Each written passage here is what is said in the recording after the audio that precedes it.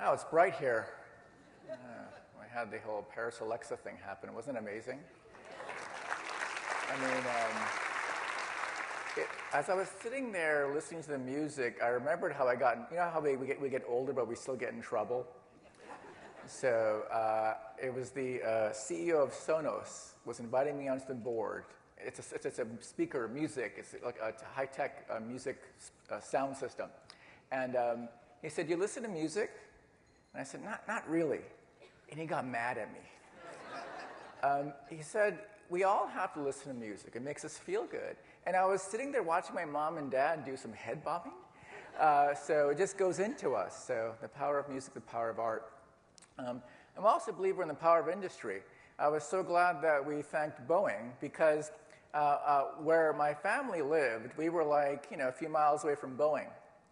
And the high school I went to, Franklin High School, most of the teachers were there from Boeing. They retired from Boeing.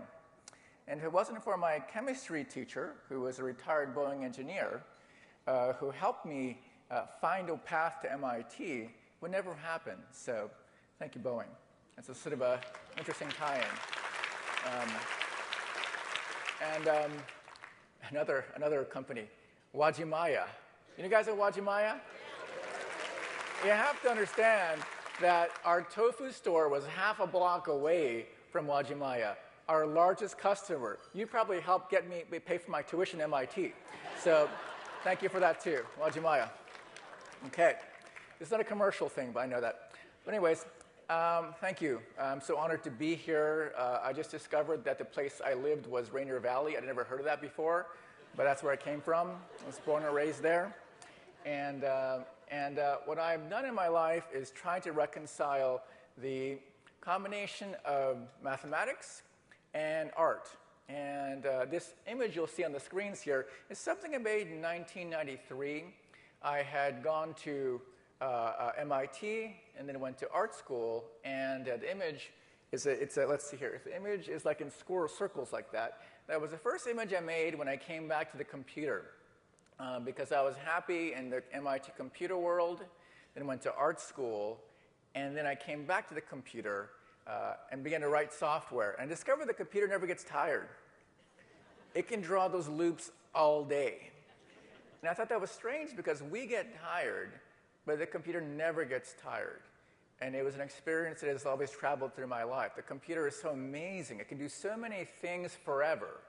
And so reconciling the forever part of the computer and the human part that does get tired and can't work at the speed of Moore's law, that thing has been something bothering me for a long time. And it all goes back to the fact that at Graham Hill Elementary School, where I went to, I had this teacher, Mrs. Harita. Harita, sound familiar? Maria Harita, Mrs. Harita, her mom. And it was a parent-teacher conference. My parents were always so busy with a tofu store, and so my mom would always sneak away to a parent-teacher conference just to hide from the store, I think. Thank you, Mom. And we learned there from Mrs. Harita that I was good at math and art. And John's good at math and art, Mrs. Harita said to my mom. She said, "Oh, okay." So she went back and told my dad this. And the next day, my dad was talking to a customer, and he was saying, John is good at math. And I was like, wait a second, what about the art part? And he said, no, art is bad for you. With art, you can't make a living, and all these things that kind of stuck in my mind. So this reconciling what math and art can do has been a long journey of mine. And I think many of you in this room have felt that, like Lily Cheng is here in the audience. And so people who go across have that experience. Not easy, but it's fun. Anyways, I did get to MIT thanks to Mr. Wakefield at Franklin High School. And I was lucky in 1984 arriving at MIT and realizing that technology was becoming visible. It was coming off the 80 by 24 screen, actually becoming something you want to visualize things on the screen with. And this woman, Muriel Cooper, changed my life. I know in the technology industry, we hear a lot about how women in tech don't exist. I have to say that the women in the design and tech world are what has driven most of the amazing things we see on our smartphones today. Muriel is just one of them. And Muriel had the foresight to imagine a world where one day you'd want to type in Helvetica on the screen, which was a crazy idea at the time, because screens couldn't display at the resolution. But she had this idea, and she believed that someday computer screens would bring the time dimension. Animation would occur, hypertext would occur. So she was an amazing professor at the MIT Media Lab. And she was really like crazy. I mean, and she's the one that told me after I'd finished my degrees at MIT to go on to art school, go run away from MIT. And I said, well, why? I love MIT. And she said, well, what does the T stand for? I said, technology. It doesn't stand for art. So go to art school, she said. So I went to art school, went to Japan, and I had this wonderful teacher in Japan named Iko Tanaka, who was a designer for Seibu, Issey Miyake, many of the top brands in Japan. And he was the one that taught me the world of design, the world sans computers, and it really changed my life. And because of the work of that era in the 90s, when it was rare to find someone who could write computer code and make visual things happen, I was the guy who had made all kinds of things in the 90s when it was rare, did things for Chanel, Absolute, did shoes, websites, etc. I remember that if this didn't happen, I probably would have gotten poor, but worked out okay. And making this work was important to me, but there was a problem because there weren't many people who could go from computer science to visuals very seamlessly. I was one of the few people that could do that. And because I was going to school in Japan, my teachers told me, they said, well, John, your work is pretty good, but you don't know if it's really good because there are so few people making it. So you have to go and teach other people how to make it so they will someday come and destroy you. You know, like one of those movies, you know? It's kind of majestic. So, okay, I'll do that. And I went back to MIT. Muriel Cooper, my teacher, had passed away, and they wanted to have someone continuing in her tradition to combine computer science and design, and that's how it all happened. And so at MIT Media Lab, I was very focused on this idea of design and the value to business because the Media Lab was funded by many corporations, and they were always curious about what would happen if the technology became consumerized. You have to remember, computers were just for nerds for so long. But someday, could there be more computers on the world? And so someday, maybe it has to matter to people. Maybe design matters.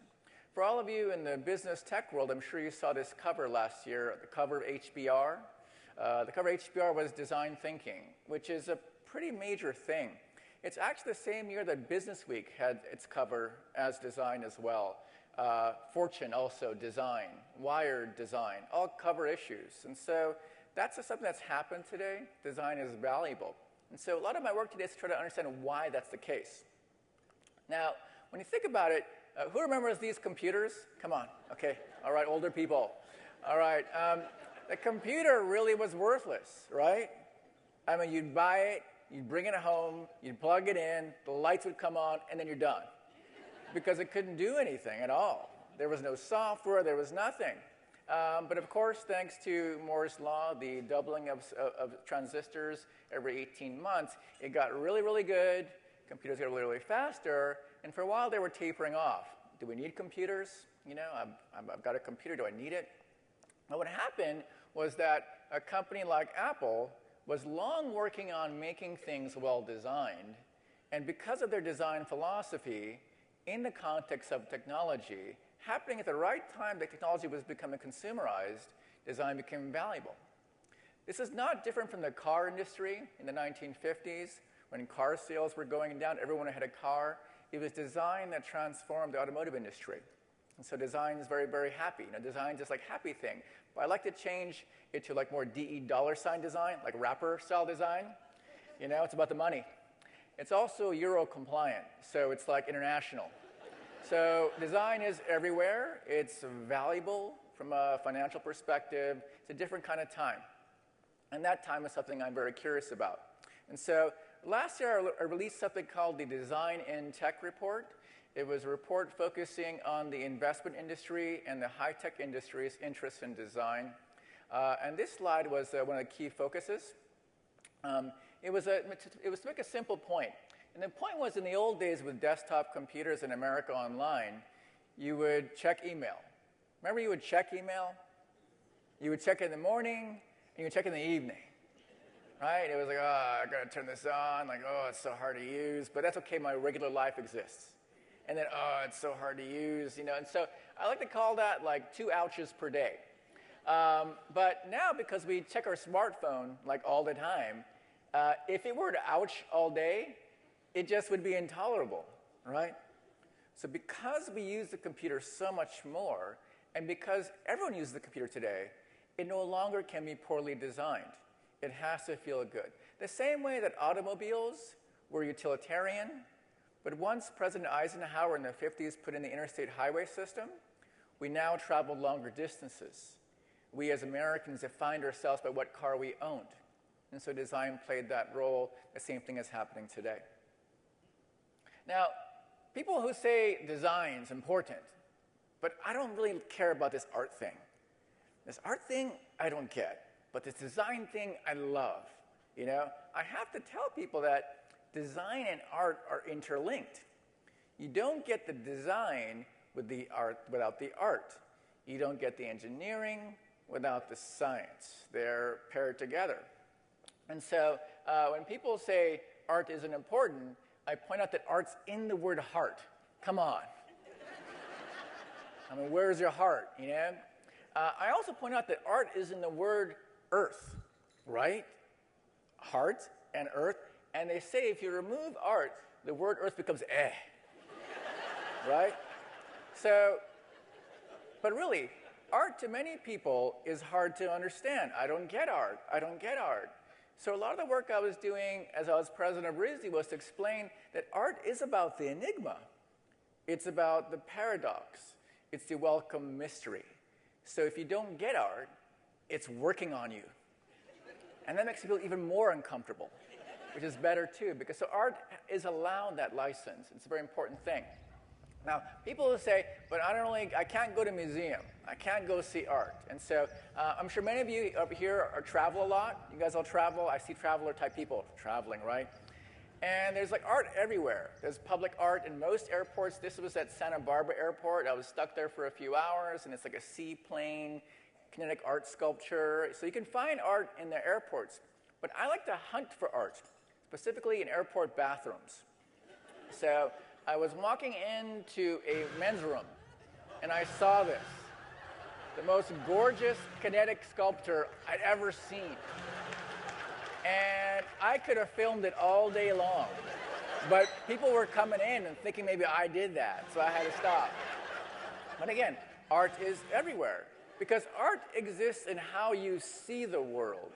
And the artist can sometimes help cooperate with you to see it more clearly. Another one in my bathroom collection is this one. So I'm sure all of you who use the public restrooms, I'm sure no one here doesn't use the public restroom. You go to the public restroom, and you see the toilet paper sitting there, and you're like, whoa, unsanitary, right? It's not like hermetically sealed. And so when I saw this toilet paper roll, I was a bit concerned. Toilet paper roll, please. But then I noticed that it was in a collection. And I didn't understand what happened here. Like, who made this installation? And it's one of those with the inspection signs. So like, whoa, someone left this here for all of us. But those moments where the world reveals itself are how artists see the world and how we see it. Can facilitate not just wonderful moments, but incredible creativity. Now, those of you in the technology industry and those of you who write software or make software for creativity, I point out that every computer program is a tree. It's a tree of some form. It's a binary tree. It's a symbol tree. And if you think about it, every program is a tree, and therefore every outcome of the program is on that tree. Every possible permutation is on that tree. But the challenge for the artist is to be off the tree. So artists in technology has to work really hard because the technology is constraining the artist so tightly. So we have to celebrate the artists in technology who break free from that tree. It is not trivial. Now, in 2008, I had the opportunity to become the president of Rhode Island School of Design. a school founded in 1877. And it's a school that I was delighted to get the chance to operate because I'd been in art school, I've been at MIT, and I wanted to leave the T and go back to D and A. And so just to get a chance to sort of be AD was great. And the first thing I noticed is that all my students were really dirty. Like dirty. Because freshman year is all about charcoal drawing. And so I would walk around campus all the time, and it was like 10 p.m. I was walking in the studio, and I saw the students all very dirty, you know? And I said, boy, you're really dirty. And the young woman said to me, I'm not dirty yet. You know, when it gets into your neck and to your nails and everything, that's dirty. That means you've done something. Now, why is this important? It's important because artists are people who are unafraid to immerse themselves into their work. They're not concerned about the quality of the whiteness of their shirt. They want to get into it. They're fearless people. You know, one time when I was at RISD, I remembered that I wanted to get more opportunities for artists to work in the public sector. And so I visited the Attorney General of Rhode Island. And I said, hey, you have all these interns from Brown and Providence College, et cetera. Why don't you have any interns from RISD? And he said, well, I don't need people to draw pictures for me. I said, whoa, that's the fighting words. Because I said, no, artists are able to think around corners. They're conceptual thinkers. You should rethink that. And sure enough, he began to take in interns. And so if you find people who put up one of these things, like it used to be called a Sean Penn, when they say this, help the person understand that art is not just about art making. It's an attitude. It's a way forward. It's a kind of fearlessness that we all need. And at RISD, I saw all modes of fearless making. I was just always in awe. And it was a wonderful experience to see every type of art being made 24/7, literally. But really the moment that changed me was that first year, because it was 2008. I was at MIT. I was tenured, full professor, which means I didn't have to work anymore. I could come into work every day, staple 5 pieces of paper, have a latte or something, and go home. And it kind of bothered me. And a friend of mine gave me this book called The Audacity of Hope. And I got really excited about being an American. For the first time, I was like, whoa, I got to get excited about being American. I'm not doing anything. I can just staple pieces of paper, and I got to do something with this, you know? And Spencer Stewart, the headhunting agency, called me up and said, hey, you want to be president of a college? I said, well, I can't do that. You know, I haven't been like a department head or a dean or a vice provost or a provost. I can't do that. But the book said, yes, I can. I said, yes, I can do that. I can totally do that. And so I accepted the job. And the minute I got the job, Spencer Stewart gave me this First 100 Days book. I'd never seen this kind of book before. So, and I actually bought 3 of them. I got 2 first 90 days, 1 first 100 days. And all these books say the same thing. They say, whatever you do as a leader, don't have a vision. Don't have a vision. Because a vision comes from the community. But what does everyone ask you when you're the new person? They ask you, what's your vision? And I'm like, I can't tell you because the book said I can't tell you that, right? So I remember, bring the screen up, please. In the first week, I thought, well, I need some data because I'm a data person. So I was to address the summer program kids. RISD had a summer program, recruits people from all over the world in high school. And so I thought, this is my test audience. Let me try this. There's no cameras on me. Let me go after this. And so I went to visit this group. 500 young men and women from around the world who wanted to study art as a profession. And I said, you know what, I'm the new guy here. I'm told I shouldn't have a vision, but I want to test this on you. So I have 5 ideas. I want you to applaud for the one that you think is what I should do as president of this place. And I said, okay. So I read the first one. It was something like lifelong education in the arts. It's like presidential type of thing. That did not score very well. It was like clapping for someone's dad, you know? And the second one I thought would get them in the ego, to become the next generation Damien Hirst or like the future artist, whatever. And that did the exact same as the first one. So then I started getting nervous, like, oh, this is really bad. The third one was building a justifiable case for creativity in the world. And they all started applauding. It was like crazy, like, woo! It was like Bono, U2 was amazing, you know? They had fierce hair, fierce t-shirts, like, whoa, I felt it. I was like, well, what did I say? I'm not sure. And so an hour later, I was in the alumni shop. I like to shop. And a young woman came up to me. And she said, I'm so glad you said what you said in there.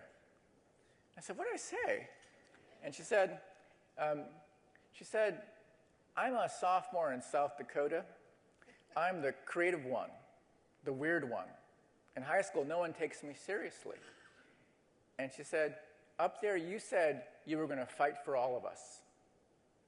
I said, whoa, you know? So I realized it was important. And so that became my focus. How to build a justifiable case for creativity. How do you do that? And so my focus began this question of how do you link the economy, its development, and how do you link the fact that art education was literally dying in our country because art education was being taken over by STEM education.